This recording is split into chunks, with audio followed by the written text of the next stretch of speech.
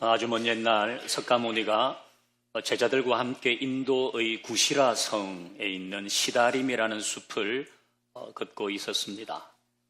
이때 과부로 아들을 키웠는데 그 아들이 죽은 그 어머니를 만납니다.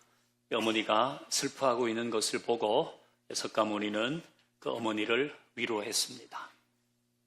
하지만 이 어머니는 석가모니에게 위로의 말 좋지만 자기 아들을 살려내라고 애원을 했습니다. 그러자 석가모니는 이 어머니에게 지금 동네로 내려가서 한 번도 죽음을 경험해 보지 못한 집을 찾아서 쌀 한 줌씩을 얻어와 그 쌀로 죽을 끓여서 아들의 입에 넣으면 아들이 살아날 것이라고 했습니다. 이 말을 듣고 어머니는 힘을 내서 마을로 내려갔습니다. 하지만 종일토록 마을을 다녔지만 사람이 죽지 않은 집을 찾을 수 없었습니다. 무척 실망스러운 표정으로 돌아온 이 어머니가 석가모니에게 말합니다. 내가 하루 종일 동네를 돌아다녔지만 사람이 죽은 적이 없는 집을 찾지 못했습니다. 쌀 한 톨도 얻지 못하고 빈손으로 돌아왔다고 했습니다. 그러자 석가모니가 말합니다. 생자필멸, 태어난 자는 반드시 죽는다. 모든 사람은 죽는다. 당신 아들만 죽은 것이 아니라 모든 사람의 아들이 죽고 모든 사람의 집에는 죽음으로 인한 고통이 있다. 그 얘기를 한 것입니다. 그러니 너무 슬퍼하지 말라는 겁니다. 이때에 과부인 이 어머니는 깨달았다는 거예요. 불교 용어로 각했다는 겁니다. 아, 나만 이런 슬픔이 있는 게 아니구나. 사람은 다 죽는구나. 세상 모든 집에는 죽음으로 인한 슬픔이 있구나. 그래서 이 석가모니를 만나서 삶의 이치를 깨달았다는 겁니다. 이 석가모니의 일화는 오늘 우리가 읽은 본문과 오버랩됩니다. 이제 우리 본문 11절을 같이 읽어보십시다. 시작. 그 후에 예수께서 나인이란 성으로 가실새 제자와 많은 무리가 동행하더니 아멘. 석가모니는 구시라 성으로 제자들과 함께 갔는데 예수님은 나인 성으로 제자들과 함께 가셨습니다. 그 다음 구절도 읽어봅니다. 시작. 성문에 가까이 이르실 때에 사람들이 한 죽은 자를 메고 나오니 이는 한 어머니의 독자요 그의 어머니는 과부라. 그 성에 많은 사람도 그와 함께 나오거늘. 아멘. 예수님은 여기서 장례 행렬을 만났습니다. 한 과부의 아들이 죽은 겁니다. 이 어머니는 과부로 이 아들을 건장한 청년으로 키웠는데 이 아들이 죽었습니다. 이 슬픔은 말로 다 할 수 없습니다. 그래서 성의 많은 사람들이 함께 했는지도 모릅니다. 이 아들은 이 어머니의 유일한 희망이었겠죠. 그때 예수님이 말씀하십니다. 13절을 같이 읽습니다. 시작. 주께서 과부를 보시고 불쌍히 여기사 울지 말라 하시고. 예수님이 위로하신 것입니다. 자, 여기까지는 구시라 성에서 아들 죽은 과부를 만난 석가모니가 한 행동과 비슷합니다. 예수님도 그 과부를 보고 불쌍히 여기며 위로하셨습니다. 그러나 이후의 모습은 완전히 다릅니다. 우리 14절과 15절을 같이 읽어보십시다. 시작.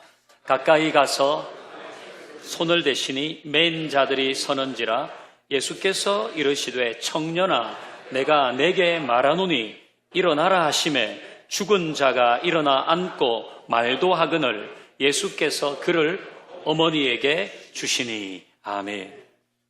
석가모니는 죽은 아들의 어머니에게 사람은 다 죽는다. 당신 아들만 죽은 게 아니다.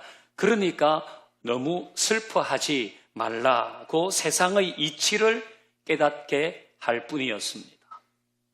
하지만 예수님은 그 관에 손을 대시고 청년아 일어나라 하셨고 죽은 아들이 일어나 앉아 말도 하고 그 어머니에게 같습니다. 똑같은 상황에서 석가모니는 삶과 죽음의 이치 앞에서 모든 것을 숙명적으로 받아들이라고 했지만 예수님은 삶과 죽음을 주관하시는 생명의 주인으로 죽은 자를 살리셨습니다. 예수님은 전혀 다른 해법을 내셨습니다. 이분이 우리가 믿는 예수님이고 우리가 전해야 될 예수님이십니다. 오늘 이 사건이 보여주는 예수님의 모습이 있습니다. 첫 번째, 예수님은 명확하십니다. 방금 보았던 같은 상황에서 석가모니와 예수님이 한 행동이 다릅니다. 이 차이점을 통해서 불교에서 기독교로 개종한 사람이 있습니다. 그 사람은 국제불교문제연구소 해외 홍보국장과 대한불교 정토종의 포교국장을 역임했던 해경 스님입니다. 이분이 불교단체의 내분과 정치 문제로 김해 교도소에 수감되었습니다. 교도소 도서관에서 화엄경, 법화경, 능엄경, 원각경 등 불경을 신청해서 빌려 보았습니다. 그러던 어느 날도 똑같이 이런 불경을 신청했는데 공익요원이 와가지고 다 대출되어서 불경이 없다고 그러면서 성경을 한 권 갖다 줬습니다. 이제 불경 그만 읽고 성경을 좀 읽으시라고. 그리고 자기가 내일 제대하는데 스님을 위해서 기도하겠다고 횡하고 가버렸다는 거예요. 그래서 이 해경 스님이 읽을까 말까 나무아비 타부를 수백 번 외우다가 결국은 이 신약 성경을 읽고 나인성 과부의 이야기를 보면서 예수를 영접했다는 겁니다. 이게 극락의 불납이라는 책에 나오는 이야기입니다. 해경 스님 개종 이야기. 그리고 총신대에서 신약 공부를 하고 입적하기 전에 본래 자기의 이름인 김성화라는 이름을 찾아 김성화 목사님이 되었습니다. 그 자신이 아는 석가모니가 만난 아들 죽은 과부의 이야기와 예수님이 만난 아들 죽은 과부의 이야기가 너무 달랐다는 겁니다. 그 석가모니는 삶과 죽음에 있어서 자꾸 묻는다는 거예요. 삶이란 뭔가, 죽음이란 뭔가, 진리란 뭔가, 참 길은 어디 있는가 자꾸 묻는다는 거예요. 그러면서 해답은 주지 않고 깨달으라고 한다는 겁니다. 그런데 예수님은 내가 곧 길이요 진리요 생명이니 나를 믿어라, 나를 따르라 하면서 죽은 자를 살리고 자신도 부활하고 예수 믿고 죽은 모든 자가 부활할 것이라고 인생 문제의 해답의 열쇠를 주었다는 거예요. 그러니까 예수님은 명확하신 거예요. 어떻게 살아야 하나 모르겠으면 예수님을 따르면 됩니다. 뭐가 진리인지 애매하면 예수님을 믿으면 되는 것입니다. 뭐가 생명의 길인지 잘 모르면 예수님께 배우면 되는 것입니다. 그 예수님은 명확하십니다. 그러니 우리도 분명하게 해야 됩니다.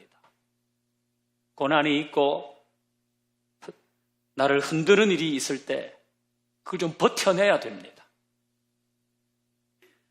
예수님께 진짜 길이 있을까? 믿어도 될까?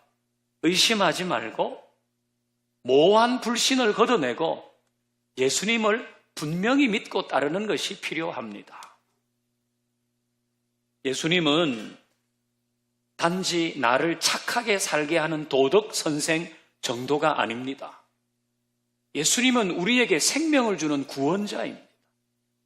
예수님이 길이고 진리고 생명이라고 우리에게 말씀하시잖아요.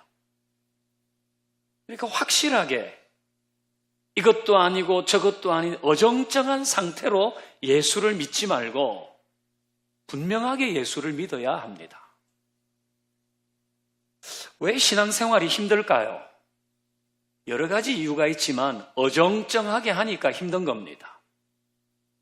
하는 것도 아니고 안 하는 것도 아니고 믿는 것도 아니고 안 믿는 것도 아니고 어중간한 상태가 신앙생활을 힘들게 하는 겁니다. 여러분, 사람이 서든지 앉든지 해야 되잖아요. 어중간하게 서 있으면 오래 못 버팁니다. 믿으려면 확실히 믿어야죠. 헌신하려면 확실히 해야 됩니다. 맡기려고 하면 다 맡겨야죠. 10분의 1만 맡기고 5분의 1만 맡기고 2분의 1만 맡기고 급할 때 맡기고 그렇게 할 것이 아니라 전부 맡기고 늘 맡겨야 하는 것입니다. 분명하게 해야죠. 예수님의 손을 잡아야 되는데요. 자, 제가 한 손에 마이크를 잡고 한 손에 이 컵을 잡았습니다.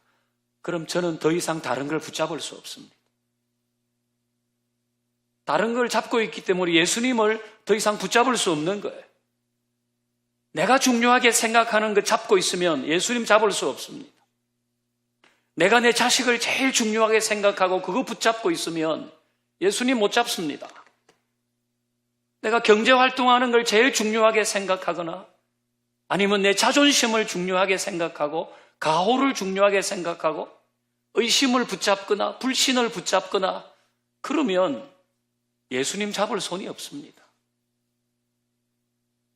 엉뚱한 것 붙잡고 있는 겁니다.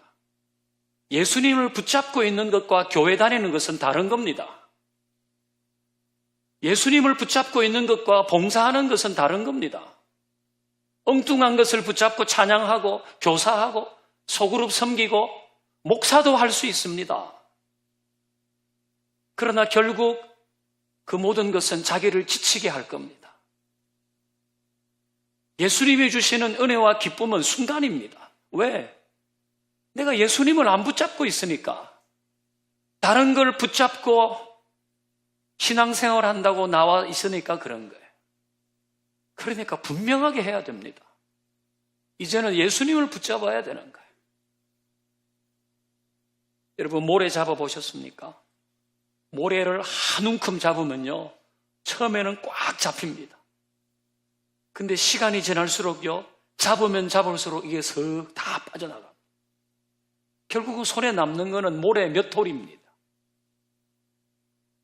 우리가 내가 중요하게 생각하는 거 꽉 붙잡고 있으면요, 시간이 지날수록 그건 술술 흘러내립니다. 결국은 내 손에 남아있는 건 없습니다. 그래서 예수님을 붙잡아야 되는 거예요. 확실하게 해야 되는 겁니다. 명확하신 예수님을 우리도 분명하게 믿으면서 가기를 바랍니다. 네. 두 번째, 예수님은 살리셨습니다. 석가모니는 사람 다 죽으니까 그냥 숙명으로 받아들이라고 했지만 예수님은 과부의 죽은 아들을 살리셨어요. 예수님은 죽음 앞에서 슬퍼하고 있는 어머니에게 사람 다 죽으니까 그거로 위로받아라는 모호한 말을 하지 않으셨어요. 우리도 인생을 모호하게 해석하지 마십시다. 마치 내가 인생의 이치를 다 깨달은 것처럼 말하지 마십시다. 사람 다 죽는 거야. 인생 다 그런 거야. 부부생활 다 그런 거지. 이 나이에 무슨 사랑은 사랑이야. 그냥 사는 거지. 인생 다 복골복이야. 인생은 운빨이야. 지금이 전도한다고 되는 시대야. 말이 좋아서 기도지. 차라리 그 시간에 돈을 벌어라. 우리는 마치 내가 인생의 이치를 다 깨달은 것처럼 말합니다. 하지만 예수님은 다르게 말씀하십니다. 죽은 사람도 살아나. 그리고 부활해. 인생은 다 그런 게 아니야. 부부는 다 그렇게 사는 게 아니야. 인생은 복골복이 아니고 인생은 운빨이 아니야. 기도하면 응답하지. 지금은 어느 시대보다 전도가 필요한 시기야. 예수님은 이렇게 말씀하십니다. 그러니 우리는 내가 인생의 이치를 다 깨달은 것처럼 그렇게 말하고 행동하지 말아야 합니다. 우리가 인생의 이치를 다 깨달은 것처럼 말하는 것은 사실 내 기분대로 말하는 것입니다. 감정의 그네를 타면서 푸념하고 한숨 쉬면서 불평하고 부정적으로 말하는 것일 뿐입니다. 그건 내가 인생의 이치를 깨달아서 하는 얘기가 아닙니다. 그러면서 속고 있죠.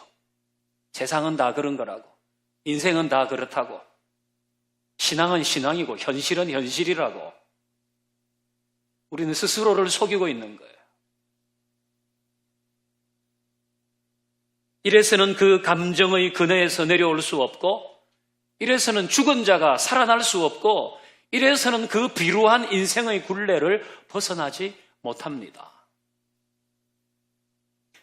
제가 지인의 카톡 프로필에서 본 글인데요.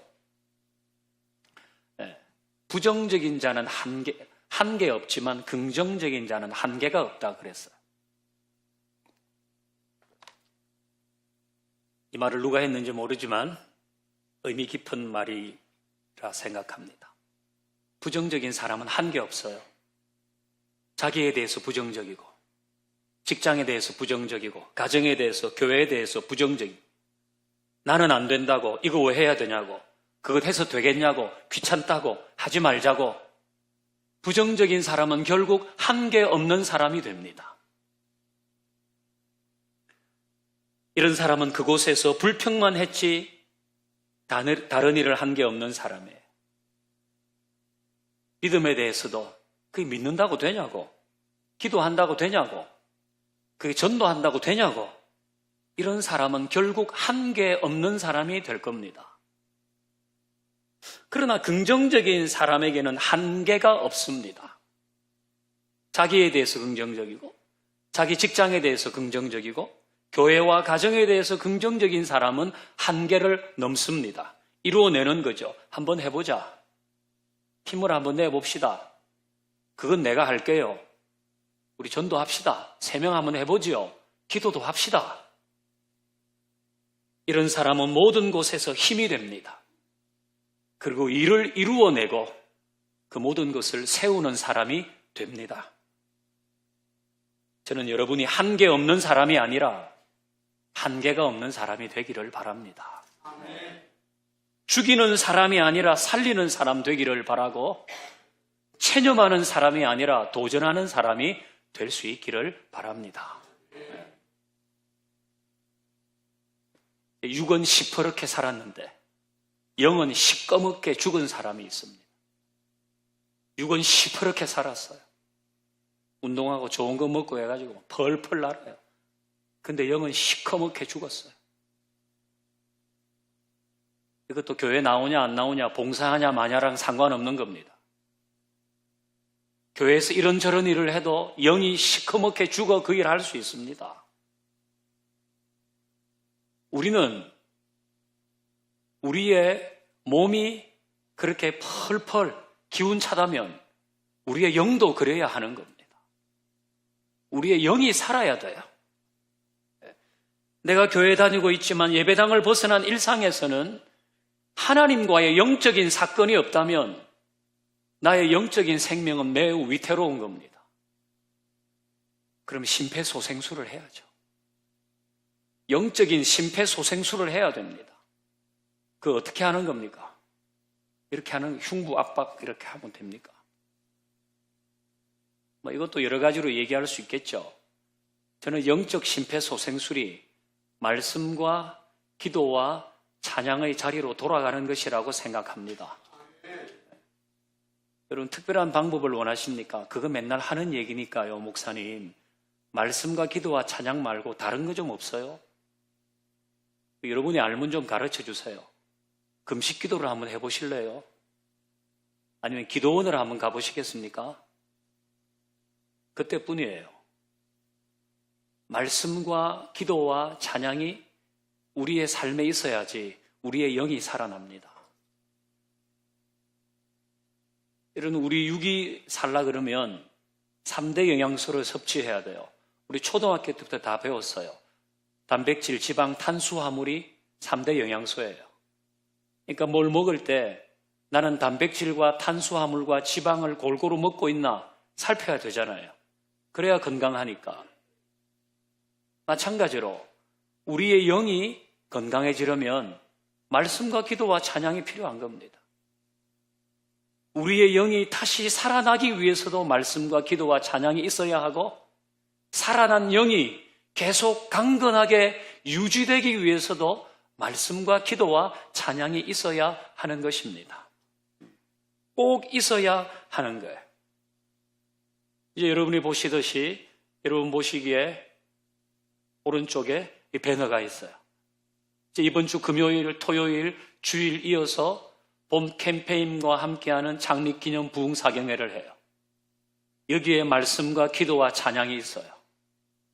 저는 이 시간이 우리의 영이 다시 살아나고 우리의 영이 살찌워지는 계기가 되기를 바랍니다.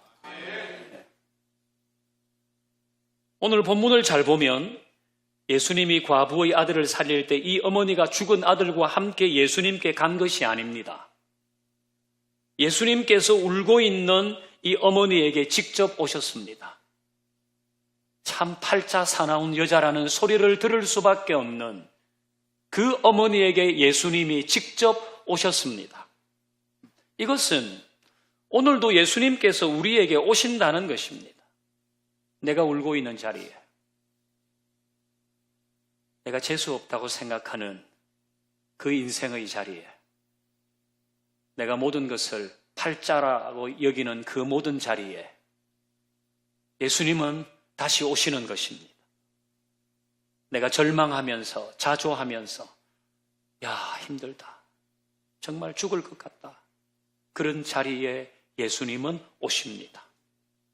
그곳에 오셔서 관 뚜껑을 열어 젖히듯이 말씀하십니다. 죽어있는 모든 곳에서 다시 일어나라. 죽고 싶은 그 모든 곳에서 다시 살아나라. 부정적인 생각과 숙명론에 빠진 그 모든 곳에서 다시 시작하라.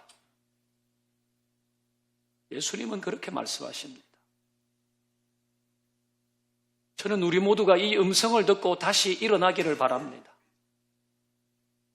우리 모두가 이 음성을 듣고 나는 참 재수가 없는 것 같아, 그렇게 말하던 자리에서 나는 하나님의 섭리를 믿는다고 선포하는 사람이 되기를 바랍니다. 오늘 설교의 제목은 모호한 세상의 이치, 확실한 복음의 가치입니다. 우리는 모호한 세상의 이치를 따라 흔들리지 마십시다. 인생은 다 그렇지. 그건 그런 거야. 뭐 어쩔 건데.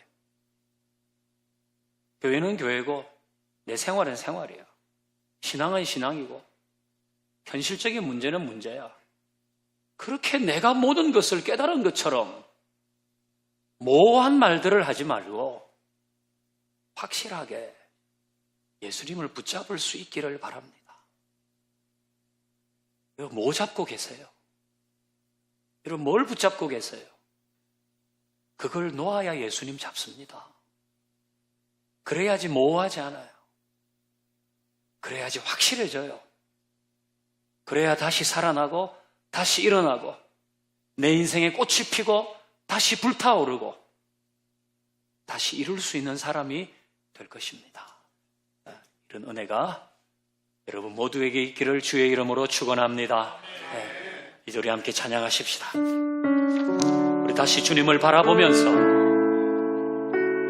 오늘 주신 말씀의 은혜를 구하십시다.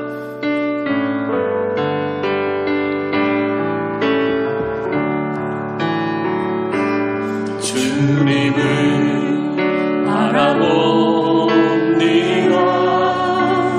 비록 지금은 넘어져도 주가 이곳에 여전히 계시기에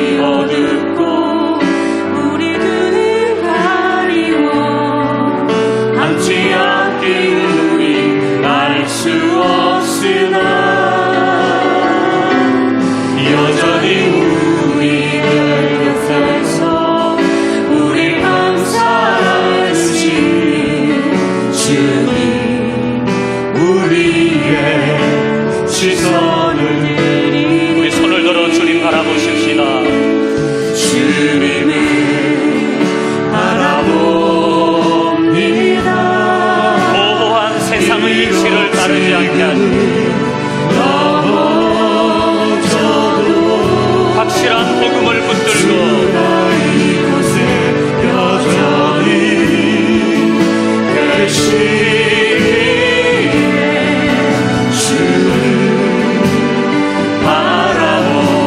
세상은 여전히 혼탁, 세상은 여전히 어둡고 우리 둘은 가리고 앉지 않길 우리 알 수 없으나 여전히 우리의 곁에서 우리를 안으시는 주님, 우리의 시선을 드립니다. 할렐루야.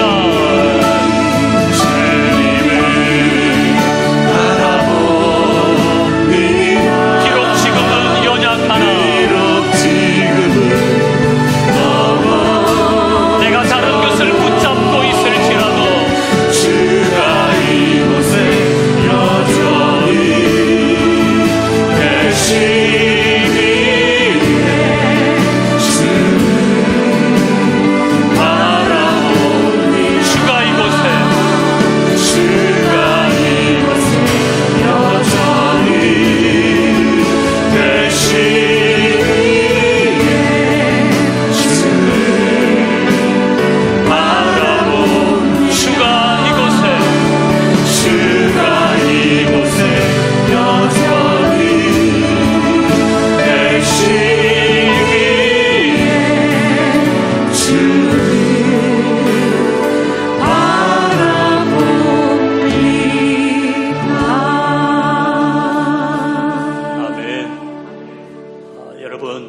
약해지지 마십시오. 지금 여러분의 상황이 어떤지는 모르지만은 결코 약해지지 마십시오. 그리고 확실히 주님을 붙잡으십시오. 어중간한 것이 제일 힘든 겁니다. 맡기려면 다 맡기고 믿으려면 온전히 믿고, 그래서 우리 확실한 복음을 가지고 모호한 세상의 가치를 따라서 이러니 저러니 감정의 그네를 타지 마십시다. 그래서 우리 모두가 주님과 함께 한계를 넘어서고 죽어있는 모든 곳에서 다시 일어나고 죽고 싶은 모든 곳에서 다시 살아나는 은혜를 구합니다. 주님 바라봅니다. 우리 그렇게 같이 기도하십시다.